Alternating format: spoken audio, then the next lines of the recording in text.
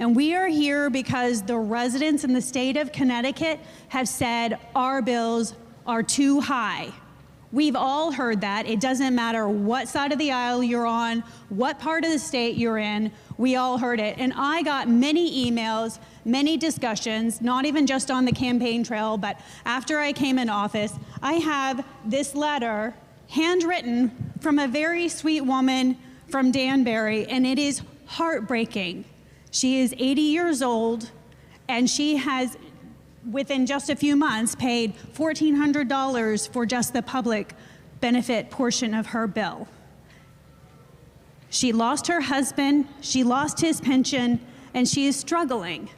And I think that we would not be human if we did not listen to the calls that we had from our residents. So I am happy to say that we did come forward and we put affordability first. This bill does have many good things to it. Let's start with the public benefits.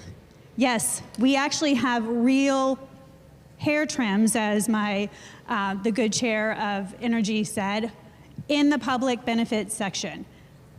Just because we're cutting things doesn't mean that we're getting rid of them. But we need to be prudent when we move forward and we talk about what we should be paying for and what we should be prioritizing.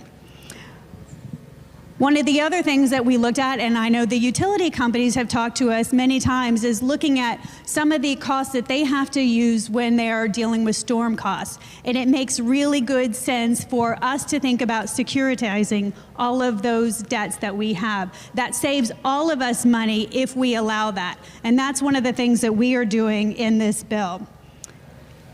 I gotta be honest, I was pretty impressed when we came to the table that we were really going to be making something like this happen.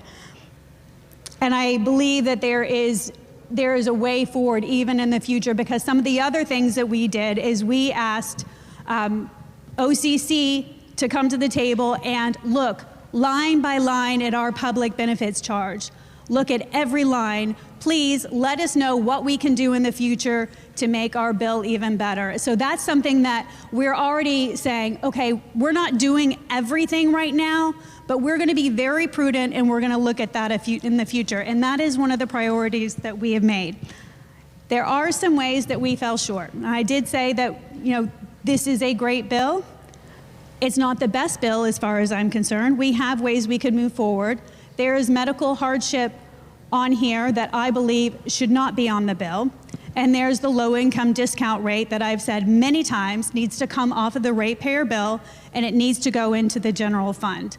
So I do urge all of my colleagues to support this bill. There was a big piece outside of the Energy Committee that talked about procurement, and I think this is a very important thing that we have added into this bill, looking at the ways that our electric companies can actually go out and purchase energy. And we think that there's better ways that they can do it, more dynamic purchasing that they can do, and with that, we believe that we can see savings there. We're also focusing on nuclear. In this bill, we actually have $5 million that we are going to put forward at site readiness for future nuclear. That is an amazing thing for the state of Connecticut to invest in. It's not gonna happen this year. It's not gonna happen in the next 5 years, but it takes a long time to get something like that ready.